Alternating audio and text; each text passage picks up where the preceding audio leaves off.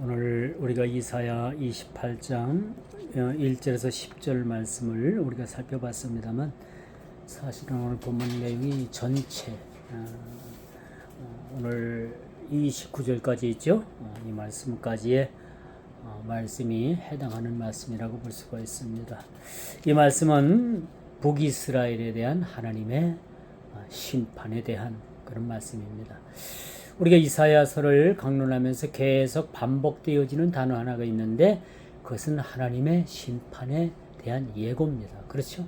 늘 하나님의 심판하시겠다, 그렇게 경고하시는 말씀을 우리가 들으면서, 왜 하나님께서는 그렇게 한 번에 심판하시지, 왜 자꾸 심판만 하신다고 하고 말까? 왜 그런 생각을 여러분 한번 가져볼 수가 있겠죠. 그건 하나님께서는 그래도 이스라엘이 그 죄에서 돌이켜서 심판받는 것을 원하시질 않는다는 거예요.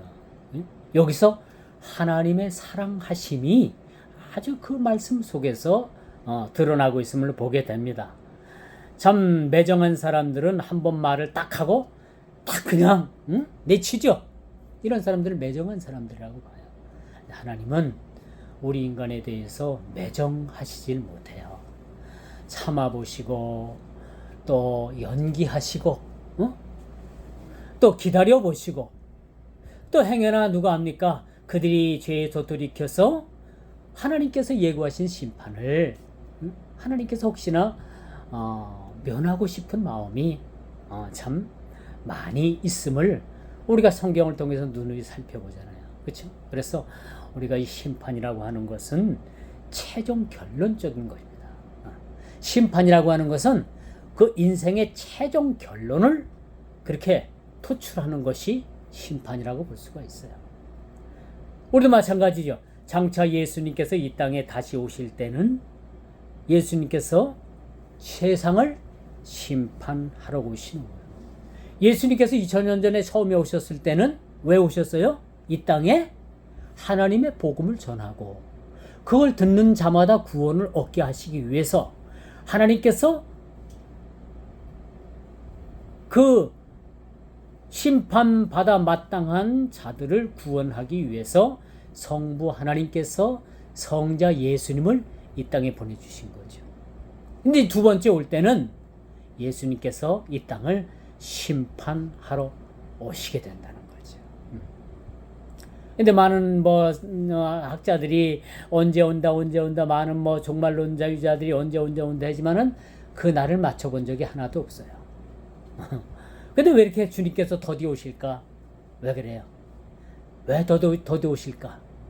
한 사람이라도 더 심판받지 않고, 한 사람이라도 복음을 받아들여서 그들이 구원받기 위한 하나님의 그런 구원의 계획에 그런 뜻이 있다라는 것을 우리가 보게 됩니다. 오늘 28장을 보게 되면 에브라임의 면류관이 밟히게 되는 모습을 보게 됩니다. 이게 뭐냐면 에브라임은 북이스라엘의 뭐예요? 대표적인 지파라고도 볼 수가 있어요. 에브라임의 면류관이 짓밟힌다라는 것은 곧 북이스라엘이 멸망당하고 그 경고의 심판을 받는다라는 그런 사실을 우리가 이제 보게 되는 것이죠. 그런데 그날에 여호와 하나님께서 이스라엘을 회복시키시며 고통당하는 이스라엘의 남은 자들을 회복시켜 주시겠다라는 말씀이 27장까지 쭉 이어지는 말씀이었어요. 근데 이제 28장에는 어떤 말씀이 도래하느냐? 이젠 더 이상 하나님께서 북이스라엘에 대한 심판을 미루지 않겠다라는 말씀을 우리에게 주고 있습니다. 그리고 그 심판을 하시면서 오늘 본문 5절을 보니까 뭐예요? 5절에 어떤 말씀이 나타나냐 하면은 재판석에 앉은 자에게는 판결하는 영이 되시며, 그렇죠? 4절이죠. 5절. 그날의 만군의 여호와께서 자기 백성의 남은 자들에게 영화로운 면류관이 되시며 아름다운 화관이 되실 것이라. 그렇죠? 어떤 자들에게? 자기 백성의 남은 자들을 우리 주님께서 챙기시겠다는 겁니다. 바벨론을 끌려갔던 자들이 이젠 고토로 돌아왔잖아요. 그렇죠? 이 땅에는 많은 자들이 있는데 그 중에서도 하나님께서 마지막 남은 자들을 남겨두십니다. 놀랍죠? 남겨두신. 그 남겨두신 남은 자들이 누구가 돼요? 저와 여러분들이 돼야 되는 거예요. 죄를 지었음에도 불구하고, 자격도 없음에도 불구하고, 못났음에도 불구하고, 그러면데도 불구하고 우리를 남은 자로 그렇게 우리를 세워주시겠다는 거죠. 이제 남은 자들은 뭐예요? 주님 오실 날을 우리가 기대하면서, 주님 오실 그날까지 주님 우리에게 주신 그 뜻과 일들을 참 믿음으로 감당해야 되는 거예요. 그렇죠? 이것이 우리에게 주신 사명이죠. 내 이웃을 내 몸과 같이 사랑하고, 우리가 전도하고 헌신하고 봉사하고, 그렇죠? 어디 가든지 예수님의 이름을 소개하고, 이런 일들을 위해서 우리를 불러주셨고 세워주신 거죠. 그렇죠? 근데 이게 구원의 목적은, 구원의 어떤 목적은 아니에요. 구원은 이미 우리를 불러주신 거야. 남은 자를 우리를 불러주신 거예요. 근데 남은 자들은 어떻게 살아야 된다고요? 우리를 남은 자답게 우리를 남겨주신 그 뜻대로 우리가 세상을 살아가야 되는 거예요. 그렇지 않겠습니까? 응? 그래요, 안 그래요? 그렇죠. 그래서 그날에 여호와께서 이스라엘을 회복시키시고 또 고통당하는 이스라엘의 남은 자들을 회복시켜주는 것이 오늘 본문에 등장하는 그런 말씀이라고 우리가 볼 수가 있겠죠. 자, 이제 본문은 악인들에 대한 하나님의 심판을 좀 더 구체적으로 다루고 있어요. 남은 자들에 대한 하나님의 복을 누릴 백성들에 대한 선포를 그렇게 하고 있습니다. 멸망받을 자, 또 그렇게 하나님의 심판을 받을 자가 있는가 하면은 뭐예요? 남은 자들이 있다는 거예요. 남은 자, 끝까지 견디는 자. 우리 주님께서 그렇게 말씀하시잖아요. 너희가 끝까지 견디는 자는 구원을 받으리라. 끝까지 믿음을 지키는 자들. 누가 뭐랬든 간에 저기에 무슨 해선생이 왔다냐, 저쪽에 달선생이 왔다더라, 어느 교회에 갔더니 뭐 안진뱅이가 일어나고 죽은 자들이 막 뻘떡뻘떡 일어나더란다. 그런데 현혹되지 말고 끝까지 내 믿음 지키고, 그죠? 끝까지 주님 바라보고.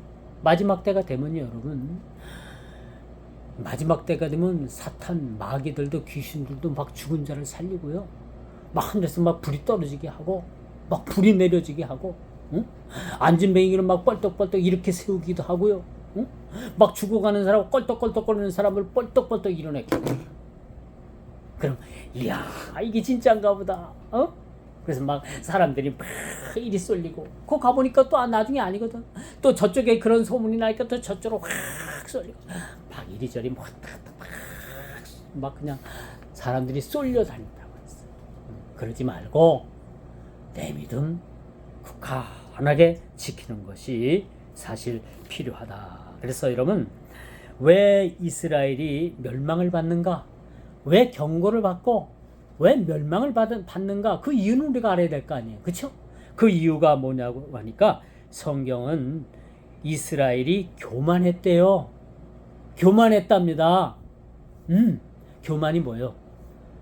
나를 업신여기고 깔보고, 내가 뭐 대단한 것도 아닌데 나를 우쭐거리고 세우고, 내 눈 아래는 뭐 나보다 뭐 높은 사람도 없어, 공경할 사람도 없어, 다 내 밑이야.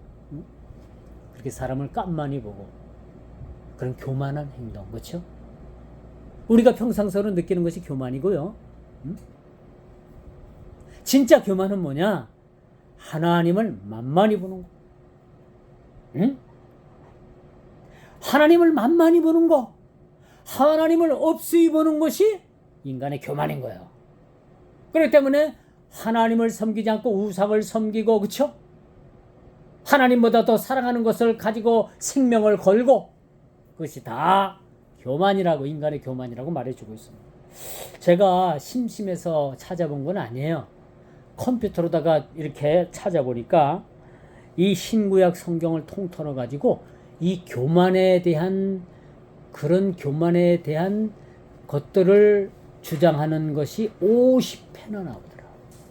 50번에 걸쳐서 교만한 자가 어떤가, 어떻게 멸망을 당할 것인가, 그런 것에 대해서 50회 정도예요.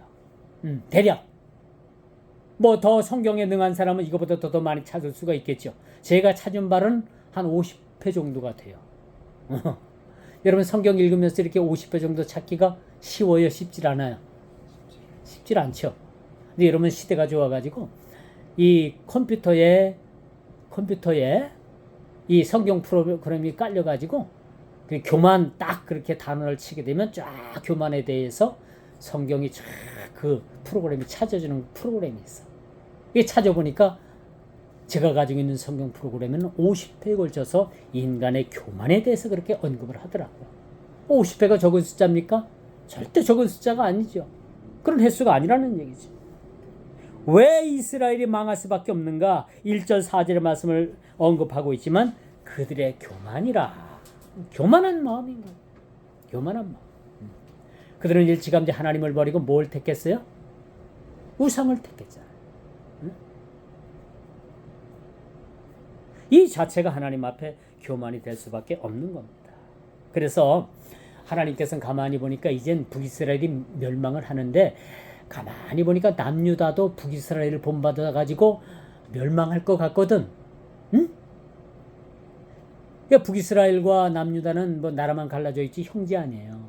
우리나라 남북한이 갈려져 있는 것 마냥. 그렇죠? 북이스라엘이 멸망하는 걸 이렇게 경고 삼고 그 북이스라엘이 멸망하는 걸 보면서 남유다가 깨닫기를 원했던 거예요. 응? 네 형제가 북이스라엘이 그렇게 멸망하는 걸 보니까 너희는 그걸 보고 멸망의 자리까지 가서는 안 된다라는 것을 남유다에게 그렇게 교훈해주고 있는데 남유다도 그걸 깨닫지 못하는 거예요. 깨닫지 못하는. 우리가 어떤 일을 꼭 경험을 해야만 알 수 있는 건 아니에요. 응? 어떤 일들을 내가 꼭 그 일을 해봐야지만 알 수 있는 게 아니라 어떤 사람이 그 일을 하는 거 보니까 저기 잘못된 거구나. 나도 저 일을 똑같이 하면 나도 어떻게 되겠다? 나도 저 사람 같이 똑같이 해를 받을 수 있겠다라고 간접적으로 느끼는 게 뭐예요? 간접적인 경험인 거예요. 그렇죠? 하나님께서 이 방법을 쓰셨어요. 북이스라엘에게 멸망을 받고 경고를 받는 것을 보면서 남유다는 적어도 유다 나라는 적어도 그들에게 교훈을 받고 그들과 같은 멸망의 자리까지 가는 것을 원치 않으셨을 뿐만 아니라 그것을 그 유대 나라 백성들에게 교훈을 주고자 했던 거예요. 그런데 유대 나라도 똑같이 하나님 앞에 범죄하고 그들도 똑같은 죽음의 자리로 내몰려 가더라는 겁니다. 자, 이쯤 되면 하나님의 마음은 어떻겠어요? 응? 이쯤 되면 하나님의 마음은 어떻겠습니까? 참 깝깝하죠. 일부 예배 때도 우리 너무나도 깝깝했습니다. 그렇죠? 히스기야 왕의 아들인 므낫세가 너무나도 깝깝한 그런 55년 동안 왕이 있으면서도 그가 얼마나 하나님 앞에 그런 큰 범죄를 저질렀는지 깝깝했어요. 오늘도 마찬가지입니다. 이 말씀을 우리가 살펴보면서 유대마저도 그렇게 깨닫길 원했던 유대마저도 그들이 그 깨닫지 못하고 같은 그런 죽음의 구렁텅이로 그렇게 빠져드는 것에 대해서 하나님은 마음이 아프셨던 것입니다. 그래서 여러분 그 이스라엘을 세잔에 가는 꽃으로 비유해주고 있죠. 그리고 사마리아의 운명이 다시 처음 익은 무화과 나무를 무화과 같이 비교를 해서 설익은 무화과 그 무화과가 그걸 얼른 사람들이 따먹는 세잔에 가는 꽃으로 비유된 이 사마리아. 근데 결국은요 사마리아가 그 아수르 군대가 쳐들어와 가지고 그 사마리아 성을 포위를 하잖아요. 포위를 했는데 3년 동안에 어떤 일이 일어났는지 압니까? 어떤 일이 일어났어요? 진짜 뭐 엄청난 그런 말로 표현할 수 없는 오늘은 네 자식을 잡아먹고 내일은 내 자식을 삶아먹고 그런 비극이 어디 있습니까? 끝끝내 그들은 회개하고 돌아오지 않자 하나님께서는 그 사마리아 성을 포위했던 그 아수르 군대에 의해서 여러분 북이스라엘 사마리아 성이 3년 만에 함락이 됐어요. 함락이 되자 그 안에 살아있던 사람들이 제 아스르로 끌려가고 뭐 죽임을 당하고 현장에서 죽고 끌려가다 죽고 그쵸? 그래서 노예가 된 노예 신세가 됐다는 얘기. 어떻게 하나님의 백성이 어떻게 하나님께서 선택한 백성이 어떻게 믿는다고 하는 그 사람들이 어찌 그렇게 됐을까? 어찌 예수를 믿는다고 하는 사람들이 그렇게 됐을까? 오늘 말씀으로 비유해 보자면 오늘은 사는 우리로 생각해 보자면 이 정도인 거예요. 어쩌면 우리 집이 이렇게 허물어졌을까? 어쩌면 우리들이 이렇게 허물어지고 어떻게 이 성이 그렇게 함락되었을까? 이 비탄한 모습을 오늘 우리 모든 삶을 사는 모습을 통해서 비유해 보자는 얘기입니다.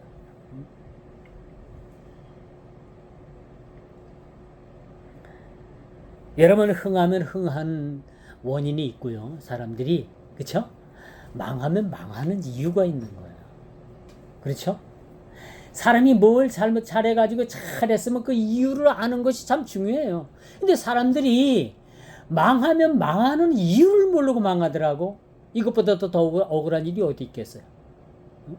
지옥으로 끌려가면서 내가 왜 끌려가는지도 모르면서 끌려가는 그 비참함이 얼마나 억울하겠습니까?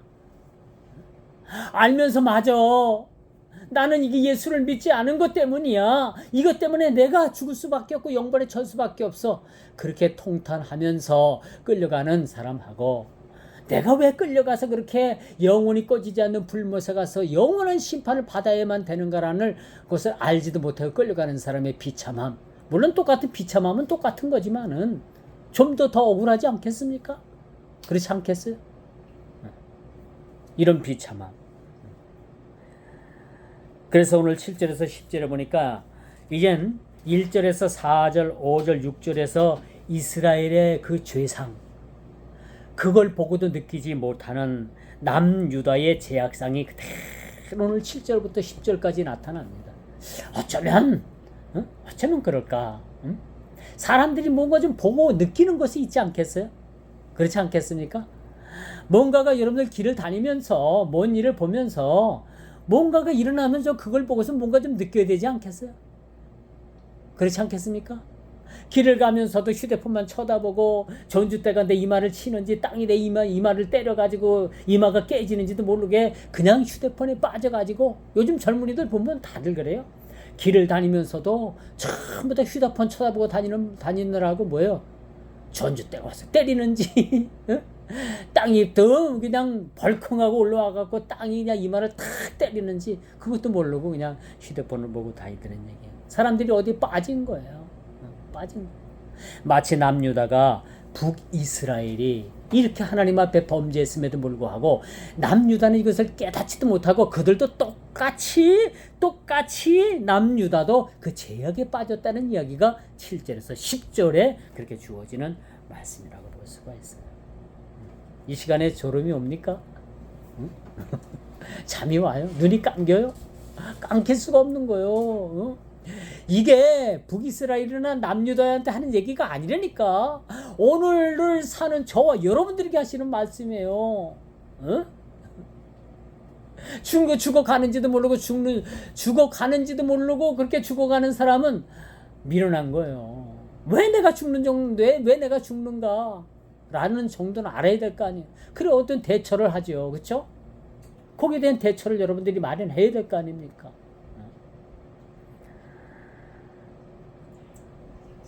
하나님의 바람은요. 하나님의 바람은 철저하게 해결을 통해서 두 왕국이 하나님께로 돌아오는 거였어요. 하나님의 목적은 심판이 목적이 아니야. 하나님은 심판이 목적이 아니라 이 남유다와 북이스라엘이 돌아오는 거예요. 죄에서 돌이켜서 하나님께서 원하시는 자리로 돌아오는 겁니다. 그렇죠? 그래서 남유다, 북이스라엘 못지않게 이 부패한 이 상황, 죄는 부패의 속도를 가정시키는 거예요. 왜 인간이 부패하느냐? 그건 죄 때문에 그런 거예요. 죄. 내가 가지고 있는 죄, 해결하지 못하는 죄, 그 죄 때문에 인간의 심령은 날로 그 부패의 속도가 빨라진다라는 것을 우리가 알아야 돼요. 그래서 여러분, 죄는 그림자까지라도 우리가 다 버려야 돼. 죄라는 것은 그림자 모양까지라도 다 버려야 돼. 응? 소금이어야 하고 빛이 되어야 하는 이 선문의 백성들의 타락은 죄의 온상이 됐어요. 말이 선민이지. 말이 하나님께서 선택한 그런 나라고, 말이 하나님께서 선택한 민족이고 백성들이지, 이방 백성들과 뭐 별반 차이가 없었던 거예요. 이방인들이야 하나님을 모르니까 그러려니 해야 돼요. 세상 사람들 죄 짓는 거 하나님을 모르고 하나님을 알 수 없으니까 그냥 그러려니 하고 죄 짓는 거요. 밥 먹듯 하는 거요. 느끼지도 못해요. 그 사람들은 그러려니 하더라도 우리는 뭐예요? 죄를 지으면 다 드러나는 거 아니에요. 그렇죠? 우리가 말씀에 비춰서 다 드러났잖아요. 안 드러나요? 드러나요. 죄 지으면 드러나요? 안 드러나요? 다 드러나게 되는 거예요. 이게 하나님께서 우리에게 복을 주시고 특별한 은혜를 베풀어 주셨는데, 죄를 지면 우리 죄가 다 드러나게끔 돼 있어. 그런데 세상 사람들은 죄를 져도 그 죄를 몰라요? 알아요? 알아요? 몰라요? 눈을 감기게 만든 거예요. 뭐 국회의원이 뭐 61억 뭐 세탁을 하고 뭐 어떻게 자기는 뚫어진 고무신 운동화 신고 다니고 그렇게 가난 코스프레를 했던 사람이 그 통장이 60억 그 이상 된다죠. 어떻게 했어? 그게 우짠 돈이야. 우짠 돈이야. 그래도 그 사람은 뭐 그걸 갖다가 막 비평하고 그거에 대해서 막 잘못됐다고 하는 사람들을 고발한대요. 이게 양심이 있는 사람이냐 말이야. 왜? 그 사람들은 죄를 지어도 죄를 죄로 여기지 않는 거예요. 이게 무서운 겁니다. 이게 무서워. 하나님께서 버린 거예요. 왜? 뭘 보고? 죄를 지어도 죄를 죄로 알지 못하는 양심의 화인을 맞은 거예요. 못 깨닫는 겁니다. 그렇게 해서 하나님께서 버리는 겁니다. 그런 사람이 돌아올 수 있다고요? 없어요. 회개하는 거 이게 축복입니까? 죄악입니까? 축복이요. 하나님께서 죄를 깨닫게 해주신다는 게 얼마나 큰 축복이죠. 우리에게 죄를 깨닫지 못하게 한다면 뭐요? 우리도 그 죄악을 밥 먹듯 하는 거예요. 그렇기 때문에 주께로 돌아올 수가 없어요. 이렇게 하나님의 심판의 경고임에도 불구하고 그들은 여전히 죄를 가볍게 여기는 거죠. 이제 주님의 목적은 의로운 자들을 분리하는 거예요. 이렇게 죄 짓고 멸망받을 자들에게서 그들을 의로운 자들을 분리해 내는 겁니다. 여러분, 한 가지 예를 들어서 마지막 때 주님께서 오시면요, 한쪽에는 양무리를, 한쪽에는 염소의 무리를 그렇게 딱 갈라놓으시는 거예요. 거기는 어떤 자격이 없어. 하나님께서 양미간에 하나님의 인침을 받은 자들, 하나님의 인침을 받은 자들은 하나님께서 한쪽으로 구별해 내실 겁니다. 그리고 손등이나 이마에 짐승의 표를 받은 사람은 또 한쪽으로 구분해 내실 거예요. 무섭죠? 무서워요, 안 무서워요? 무서운 사실들이 벌어지고 있습니다.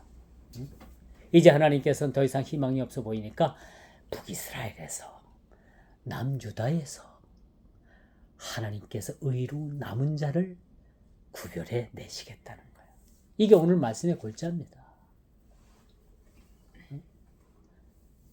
그렇게 구별해 내놓은 그런 남은 자들이 저와 여러분 되기를 주의 이름으로 축원드리겠습니다.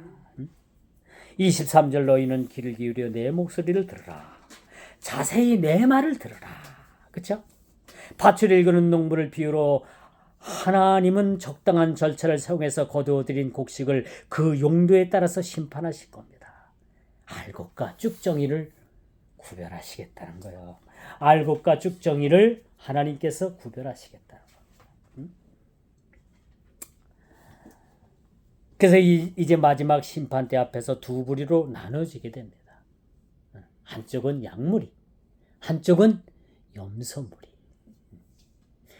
그러면 아이고 오늘날 교회도 왜 그 양 같은 그런 성도가 있고 그렇게 염소짓만 하는 염소 같은 그런 교인이 있어요?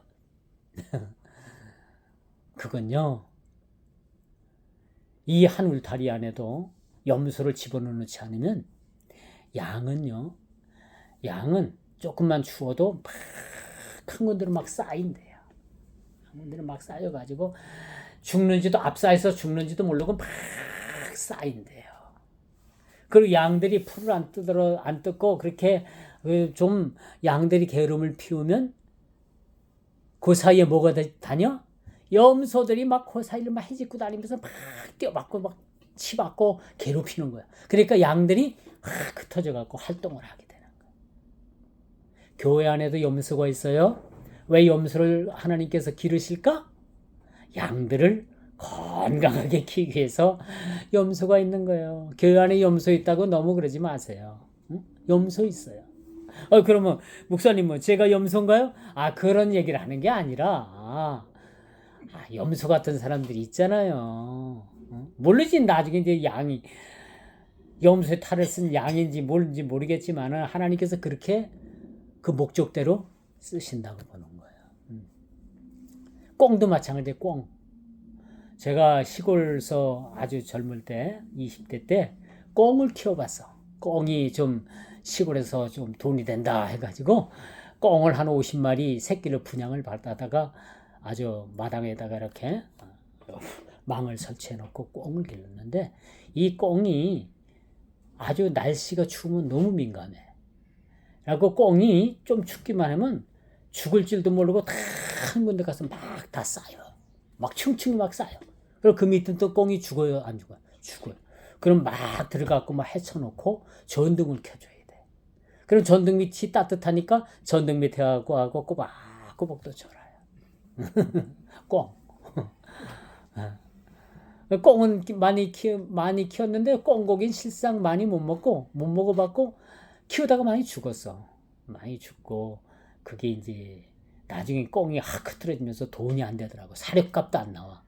그래가지고 꽁을 그냥 다 어떻게 그냥 처분하고 날려보내고 막 그렇게 한 경우가 있습니다만 마찬가지입니다.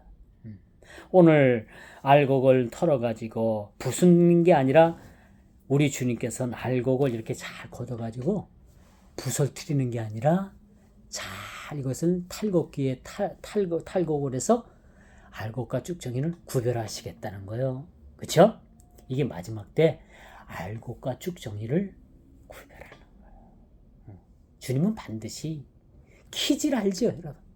뭐 옛날에 재래식으로다가 그 탈곡을 하면은 그 어머니 아버지는 며칠을 밤새도록 그냥 어머니 키질하고 바람개비에다 붙여가지고 그쵸 까르기 날라가게 하고 참 어렵게도 살았어. 어렵게도 사셨어. 그쵸? 근데 나중엔 어머니가 키질을 하면 알곡은 점점점 키질 안쪽으로 들어오고 쭉정이는 바깥으로 나가잖아. 그쵸? 쭉정이는 탁탁탁 맞고 탁 하면 쭉정이 휙 나가고 알곡만 딱 남아. 키질을 못 본 사람은 모르겠지만은 어릴 땐 참 많이 보고 저는 컸어요. 그걸 보고 컸어. 논농사를 한 30마지기 이상씩 막 하니까 그거 얼마나 그쵸? 그래고 지금이야 얼마나 좋아요. 그냥 콤바인이 딱 들어가고 탁탁탁 포대로다가 탁 그냥 포장이 돼 나오는데 옛날엔 그거 다 수작가비로 다 털고 막 이래갖고 몇 대가지고 이렇게 털고 막 이렇게 하고 이런 거 소시랑 같은 데 되게 긁어가지고 그쵸? 아이고 이 옛날 분들 고생 많으셨어요. 그런데 결론은 뭐예요? 알곡은 이게 지방 창고로 들어오고 쭉정이는 저 거름태미로 가가지고 불을 놨더라고요. 불을 놓으시더라고. 똑같습니다. 우리 인생 마지막 말년에 참 좋은 열매, 좋은 알곡 되시길 바랍니다. 열매도 좋은 열매가 있고요. 알곡도 실한 알곡이 있더라고. 그래요? 그쵸? 하나님은 택한 백성을 다 천국은 들여보내시는데 상급으로 구별하시는 거예요. 상급으로 구별하는 거예요. 상급이 있어요. 상급. 여러분들도 상급에 대해서 한번 관심을 가져보시길 바래요. 어떻게 보면 우리가 이제 구원받는 것에 대해서 여러분들 너무 거기에서 안주하지 마시고, 구원받는 건 이제 다 구원받은 그런 상황이니까, 그러면 우리가 상급을 위해서 한번 열심을 내보는 것도 참 좋은 방법입니다. 이제 마지막 결론을 맺을게요. 여호와 하나님께서는 마지막 날에도 알곡과 쭉정이를 구별하실 겁니다. 양과 염소를 구별해내실 겁니다. 그리고 믿음을 따라서 우리 산자들에게 승리의 면류관, 생명의 면류관, 의의 면류관 우리에게 주실 겁니다. 이제 하나님의 타작의 목적은 의로운 남은 자들을 악한 자들로부터 분리해내려는 목적이 있는 거예요. 더 이상 두고 볼 수가 없었어요. 남유다나 북이스라엘이나 똑같이 다 타락을 하고 다 멸망의 구렁텅이로 들어가니까 하나님께서는 그 가운데 남은 자들을 속히 구별해내시기 위해서 남은 자들을 불러 모으시는 거예요. 그게 오늘 28장에 주어지는 말씀이에요. 이 재앙 많은 이 악한 세상에 악한 자와 남은 자들을 구별하게 될 겁니다. 그렇죠? 하나님의 구별은 악한 자와 멸망받을 자들, 의로운 자들, 남은 자들, 이 자들을 구별해내신다는 거예요. 그래서 남은 자의 삶은 구별된 삶을 살며 빛으로, 세상을 소금으로 세상을 살아가야 된다는 사실 꼭 명심하시길 바랍니다. 기도하겠습니다. 주님 감사합니다. 오늘도 귀한 말씀 주셔서 주님, 북이스라엘도 멸망을 받았고 남유다도 멸망을 받을 때 주님은 그 가운데 그 남은 자들을 구별하기 위해서 마치 타작마당에 하나님 알곡을 부수는 것이 아니라 구별하여서 알곡은 곳간 안에, 쭉정이는 참으로 영원히 꺼지지 않는 불못에 던지운다는 사실들을 우리에게 말씀을 통해서 교훈 주고 있사오는데, 하나님, 우리도 주님께서 택한 남은 자요 귀한 주님의 알곡이 되어질 수 있도록 우리 모든 심령 위에 함께 하여 주옵소서. 예수님의 이름으로 기도드리옵나이다. 아멘.